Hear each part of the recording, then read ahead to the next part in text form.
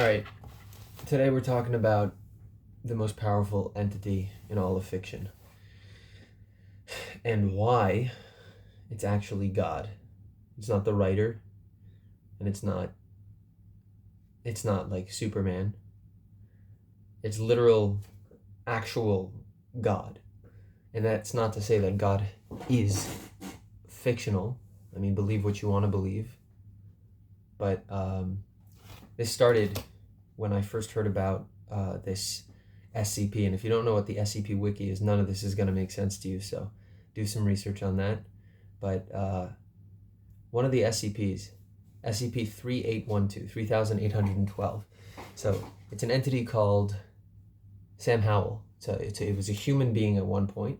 He died and then anomalously came back to life. And they don't understand why or how, but it seems like he's a paranoid schizophrenic, right? He keeps hearing these voices that aren't there and seeing things that aren't there.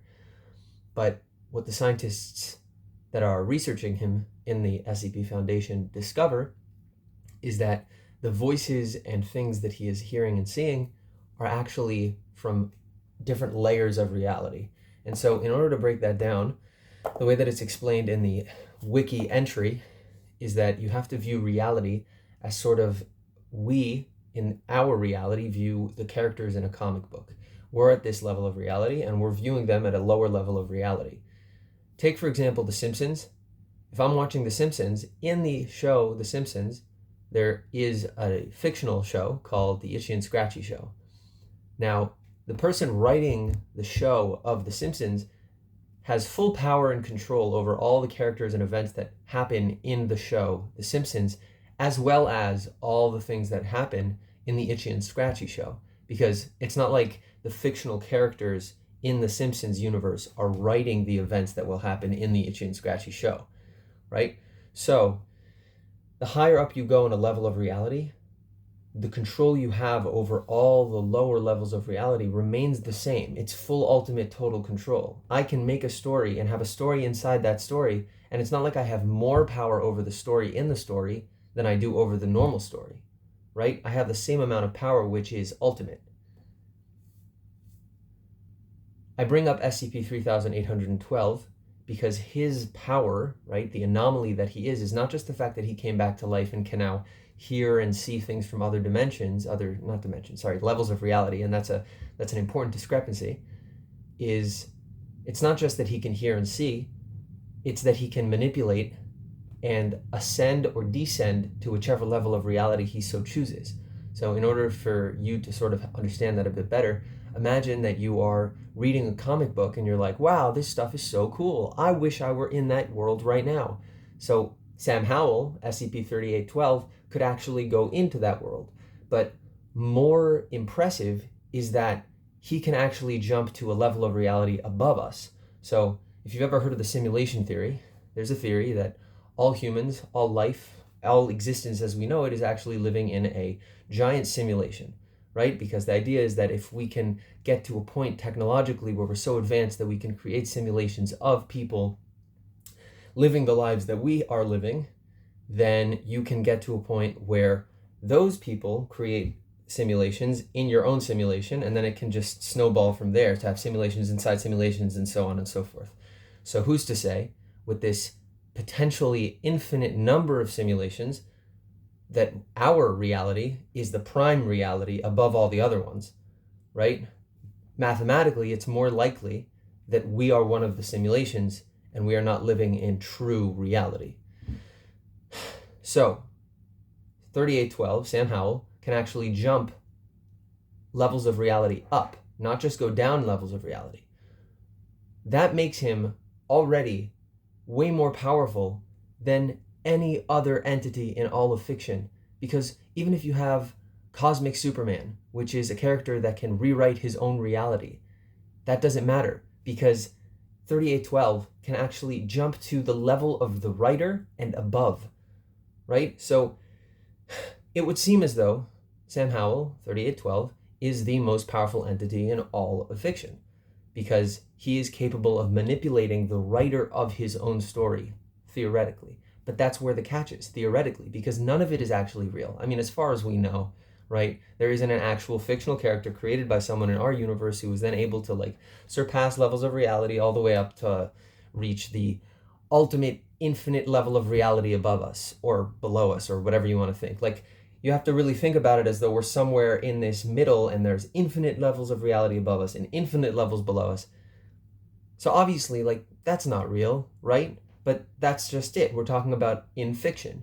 And to have that idea, then that is, if you embrace that idea, then really this character is the most powerful character, entity, being, whatever you want to call it, in all of fiction. So how does this have to do with God? Because if we look at it objectively, the writer still is the one in control of any single story. And so when you think about it that way, the writer is really the most powerful being in fiction, because you can't have the fiction without the involvement of a writer. You need someone in the real world to create a story, to create a universe, a level of reality below us, in order for that reality to be shaped, right? Obviously. For example, let's just flesh this out a little bit. I want to write a story about a little boy who falls down a flight of stairs and he breaks his arm and it really hurts him. And then a bunch of bullies come and they bully him and he's all sad and downtrodden and beaten. And then, I don't know, he gets superpowers and beats up the bullies and heals himself. I don't know. Not a great story, just off the top of my head. But I am the full master of whatever that universe is.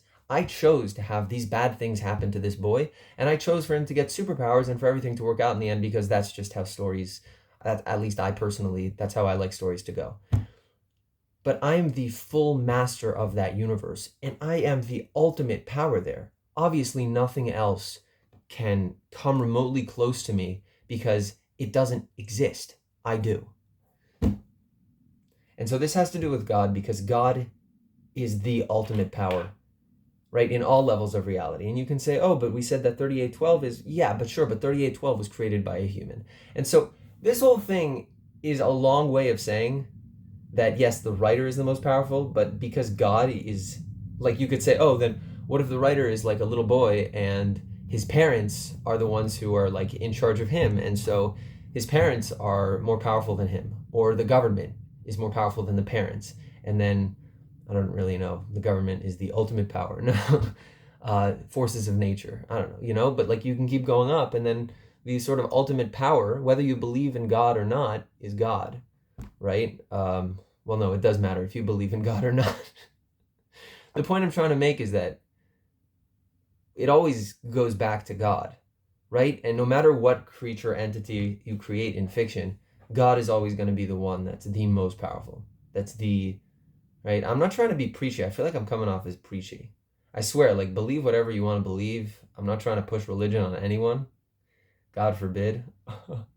But, no, I don't know. It's just, I guess I kind of want to talk about 3812, and I wanted to talk about this idea of different levels of reality, and the idea of jumping between levels of reality and being able to go up levels of reality is such an OP power, like more than time stopping, more than super speed, or whatever you want to talk about. Like manipulating reality is like already super OP, and then being able to manipulate other realities, other layers of reality, as well as your own, and being able to just continue jumping up as many layers as you want, that's like the ultimate power.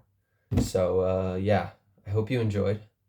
And if you didn't find this as interesting as I did, that's totally okay. This is like a niche interest of mine. Anyway, bye.